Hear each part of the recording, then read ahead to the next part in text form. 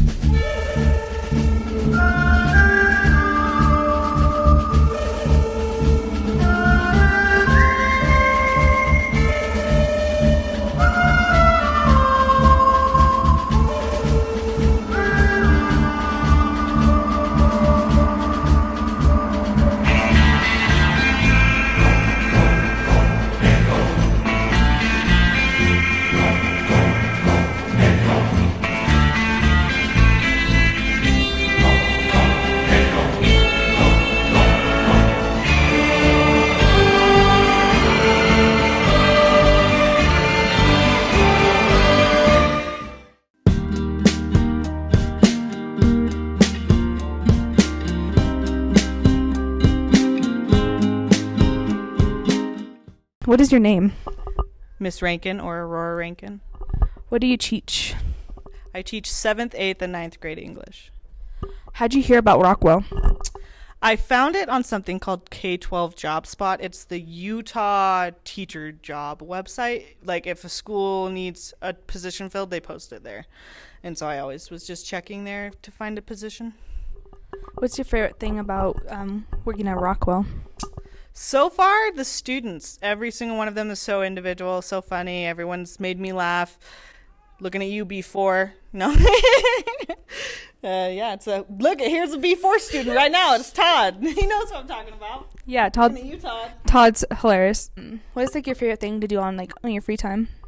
In my free time, I'm writing a book with my fiance. We've been world building for the last 2.5 years, which means just building the planet so people can live on it, and it's not just here's the story with no actual background. So we're in the process of finishing the world building so we can actually start writing the chapters.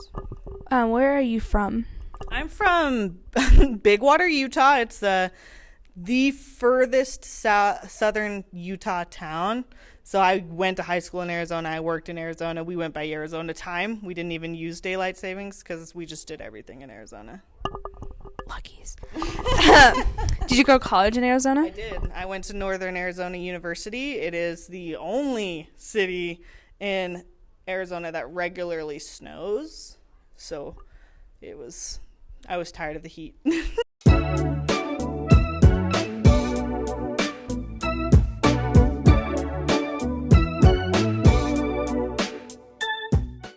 What is an embarrassing moment that has happened to you? One time I went to Walmart with my little sister, and she walked up to someone and she was like, "Are you pregnant?" and then the lady said no. All right, it was my first day student teaching at Lone Peak High School. I was dressed appropriately for student teaching. This was, mind you, 15 years ago. Was wearing a low heel, but a heel. And I was walking through the halls. It was winter, and I was walking out through the halls of the school to get to the back part where they call it the annex, their trailers, right? You know, but I'm walking through like while in between classes, so a lot of students are in the hall.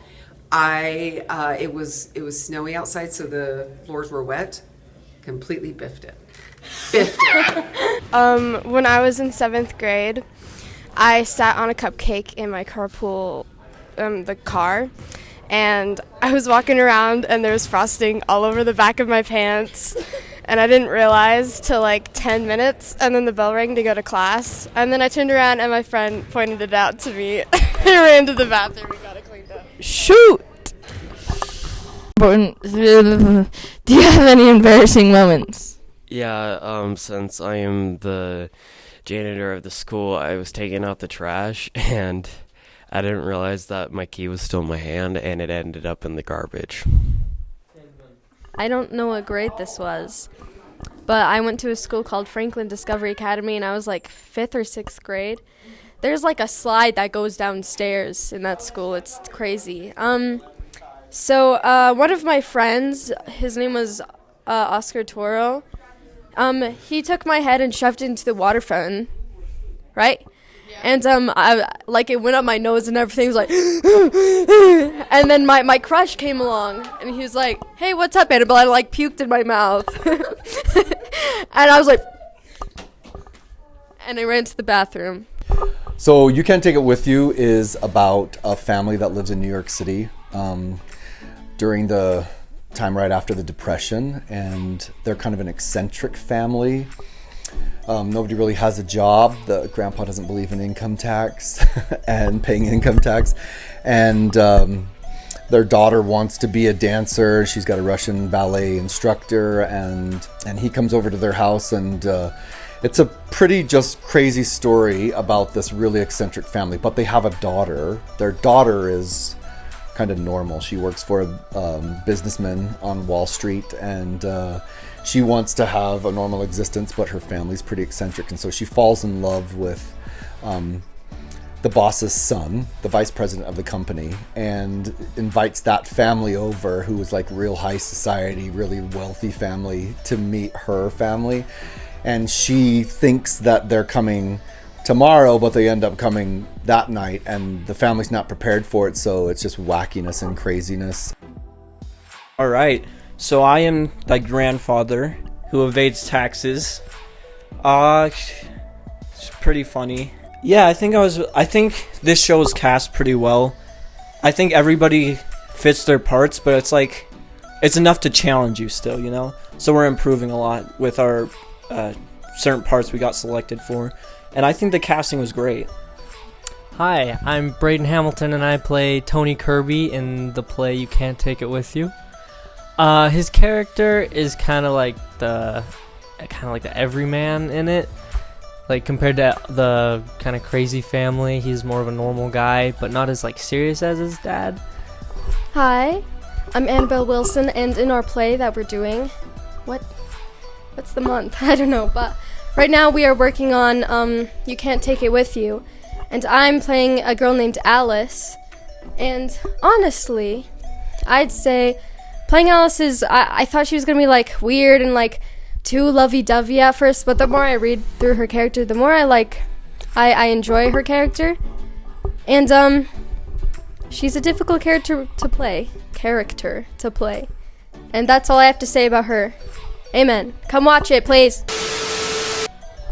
So my character is Gay Wellington, who is quite very drunk the entirety of the time that they are in. They're only in there for Act 2, and half the time they're not dead out drunk. She's very loud, very obnoxious, and likes flirting a lot.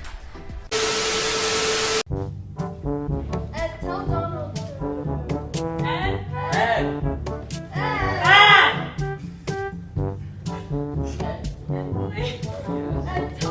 Put your phone away. All right. Lapels. Drag him up, throw him around, and throw him on the couch. Now back up and run and dive onto him.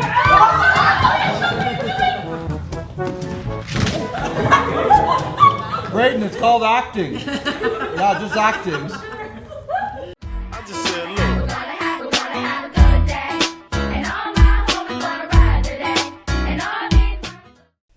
See this word Thanksgiving here? What do you think it really means? It means gratitude, being thankful, being appreciative.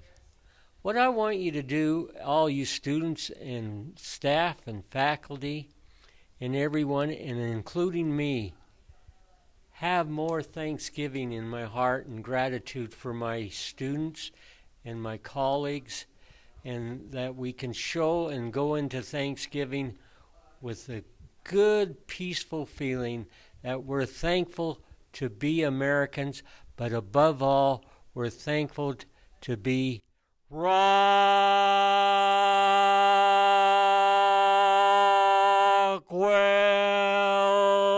students.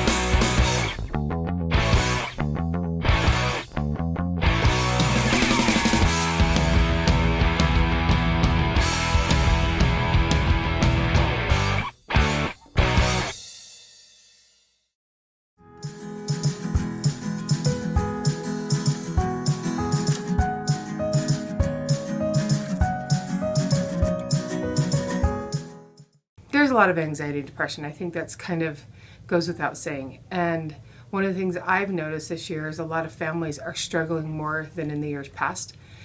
And how do we help each other?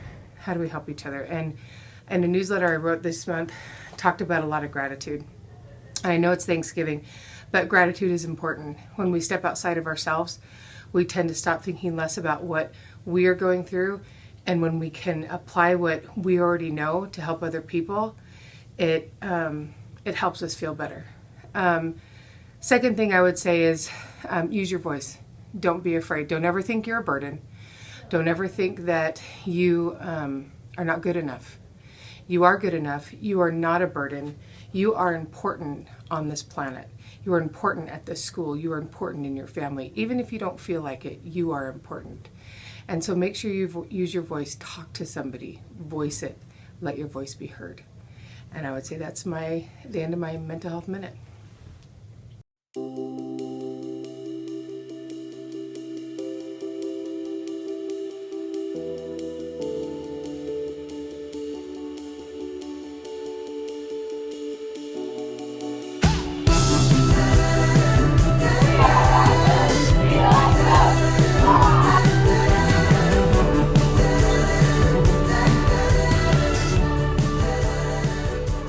Rockwell because there is not many people, but a lot of people are nice and you can easily make friends. I like Rockwell because you get all the learning help that you need. I like Rockwell because the teachers are amazing and I have awesome friends. I like Rockwell because I get to connect with the students Although there are some benefits to having really, really smart kids that do their work and they're really smart, they progress through the class.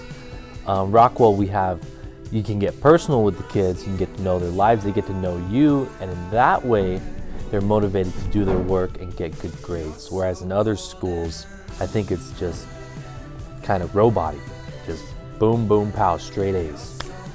I like Rockwell because it's very small and you know everyone in the hallways. I like Rockwell because it's a smaller school and the teacher can follow you and help you. I like Rockwell because I love working one-on-one with students and I get the opportunity to do that at Rockwell. Also, it's just full of great people and great faculty and administration. It's always a good time.